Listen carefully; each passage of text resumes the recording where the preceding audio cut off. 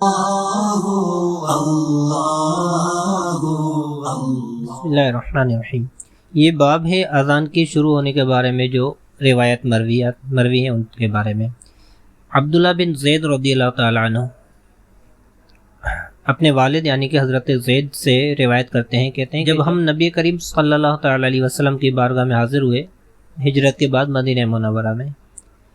تو میں نے ان کو خواب بیان کیا، عرض کیا کہ اس طرح میں نے خواب دیکھا ہے اذان کی کلمات کے بارے میں۔ تو کہتے ہیں کہ ان ھذہ لرؤیا حق، یہ جو ہے جو آپ نے دیکھا ہے خواب، یہ حق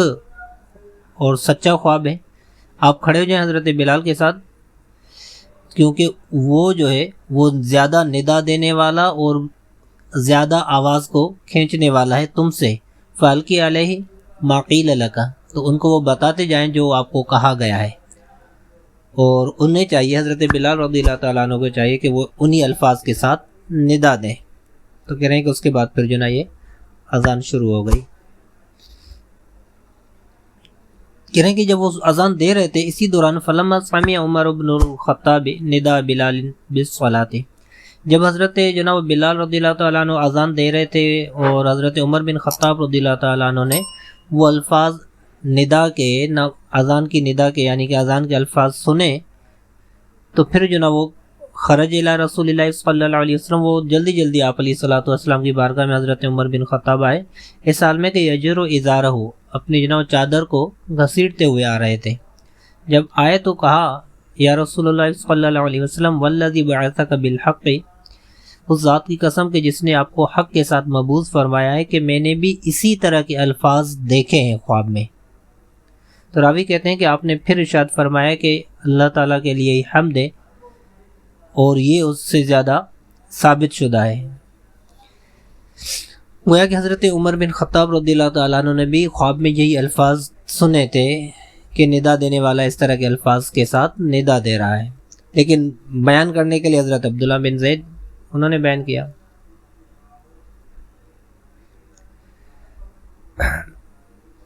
یہ دو تو حضرات خواب میں ظاہر ہو گئے، جن کا خواب ظاہر ہو گیا ہے کہ ان کو خواب میں یہ تعلیم دی گئی ہے۔ اسی طرح اور بھی روایات ہیں، کہنا کہ اسی باب کے تحت حضرت ابن عمر کی جو حدیث مبارکہ ہے اس کی سند لکھی ہے انہوں نے، اور اس کی سند میں وہ جو روایت ہے وہ کہہ رہے ہیں ان دونوں روایتوں کے مقابلے میں طویل بھی ہے، اور اس میں وہ اذان کا مکمل قصہ بیان اس طرح کے الفاظ کے ساتھ ہے۔ اذان کا قصہ الفاظ کے ساتھ ہے، مسنا کر کے اذان کے الفاظ ہیں، اور اقامت کے وہ ایک مرتبہ ہے۔ جو جیسے تکبیر ہے وہ 4 مرتبہ ہے، تو وہ وہ اذان میں اقامت میں 2 مرتبہ ہو گئی، اور جو باقی وہ شہادتین وغیرہ ہے یا حی علی الصلاۃ اور حی علی الفلاح کے الفاظ ہیں جو 2 مرتبہ ہیں، وہ اقامت میں 1 مرتبہ بیان کیے گئے تھے اس حدیث مبارکہ میں، جبکہ وہ دیگر اذان میں وہ 2 مرتبہ کی کلمات کی دہرائیے۔ یہ تفصیلی وہ کلمات کی تفصیل کے ساتھ وہ قصہ اسی میں تک بیان کیا گیا ہے۔ دوسری بات یہ کہ یہ کہہ رہے ہیں کہ وہ عبداللہ بن زید وہ کون ہے؟ ابن عبد رب، صحابی رسول ہے۔ عبداللہ بن زید یہ ابن عبد رب ہیں۔ ان سے وہ کہہ رہے ہیں کہ آپ علیہ الصلوۃ والسلام سے ایک تو یہ کہ ان کی وہ صرف 2 روایتیں مروی ہیں، ایک یہ کیا نام ہے اذان کی روایت ہے، ایک دوسری روایت ہے۔ دوسری روایت بھی وہ صحت کے درجے کو نہیں پہنچی ہوئی، ایک ہی یہ روایت جو ان کی وہ صحت کو درجے کو پہنچی ہوئی ہے، اور وہ یہ اذان کے بارے میں ہے۔ اس لیے کہا کہ لا نعرف له عن النبی صلی اللہ علیہ وسلم شیئا یصح الا هذا الحدیث الواحد فی الاذان، کہ یہ ہے ابن عبد رب، ان سے آپ علیہ الصلوۃ والسلام سے جو مرویات ہیں وہ صرف ایک یہی روایت درست ہے جو صحت کے حد تک اور درجے تک پہنچی ہوئی ہے، لیکن قلیل الروایت ہیں یہ صحابی رسول۔ اور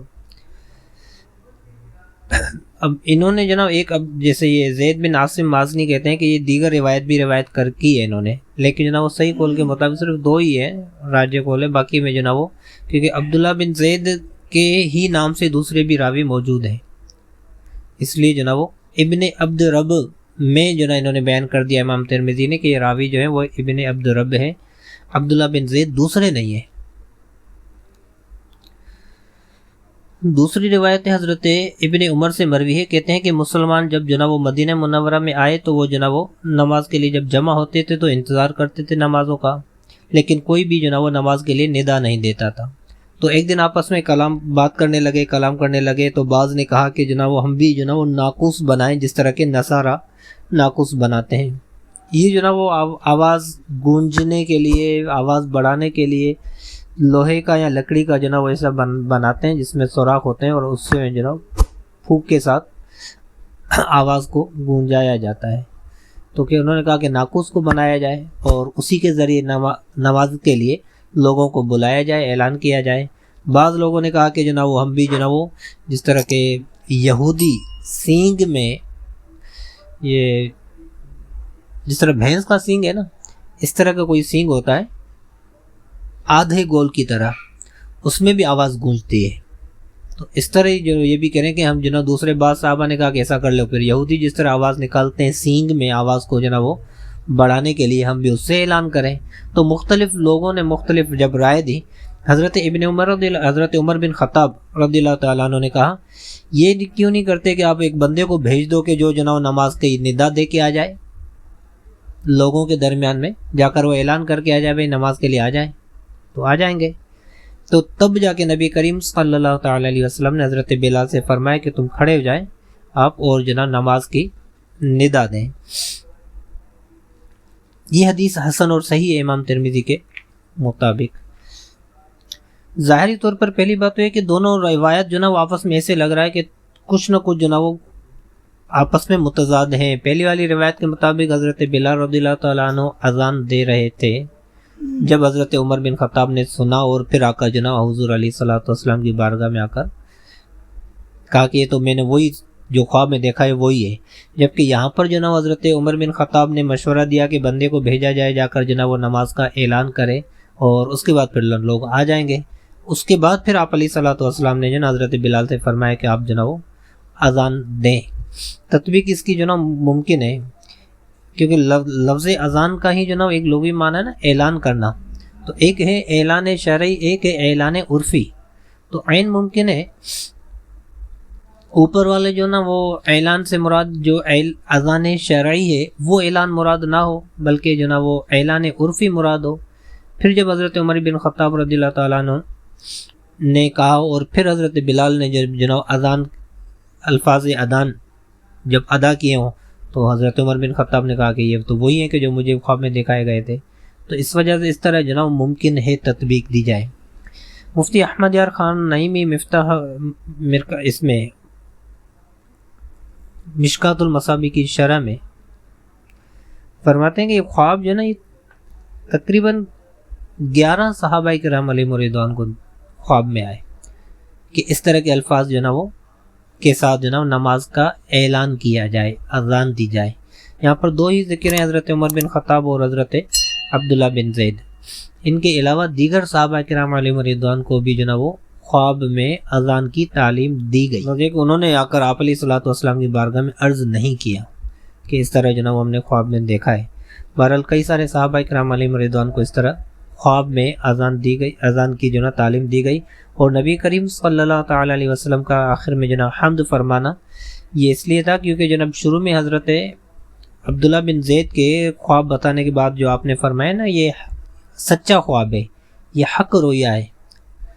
تو پھر اس کی تائید جب حضرت عمر بن خطاب رضی اللہ تعالیٰ عنہ نے کی کہ میں نے بھی دیکھا ہے، تو اس پر حمد کیا کہ جناب میں نے جو سچا کہا تھا واقعی وہ سچا ہی ہے، اور اللہ ہی کی جانب سے جناب یہ الہامی ہے۔ اذان سنت موقدہ ہے، اور مؤذن کے لیے اس حدیث مبارکہ سے ایک تو یہ جناب اس کی آواز بلند ہونی چاہیے، آواز گونجنے والی ہونی چاہیے، وہ اس طرح اذان دے کہ جس کی آواز جناب وہ کھلی ہوئی ہو۔ اس لیے پھر جہاں پر ممکن ہے کہ آواز کو جناب بلند کیا جائے، آواز کو دور تک پہنچایا جائے، اس طرح کا مینارہ وغیرہ بنایا جائے اور وہاں پر جا کے جناب وہ اذان دی جائے تاکہ آواز زیادہ سے زیادہ دور تک آواز جائے اور لوگوں تک پہنچے۔ اسی وجہ سے تو حضرت عبداللہ بن زید سے کہا کہ آپ جناب حضرت بلال کو کہیں اور وہ آواز دیں، اذان دیں گے، کیونکہ آواز میں وہ آپ سے زیادہ جناب بلند آواز والے ہیں۔ تو اصل مقصد جناب آواز میں اس میں اذان میں وہ آواز کو گونجانا اور دور تک پہنچانا، اور یہ شاعر اللہ بھی ہے، اللہ تعالیٰ کے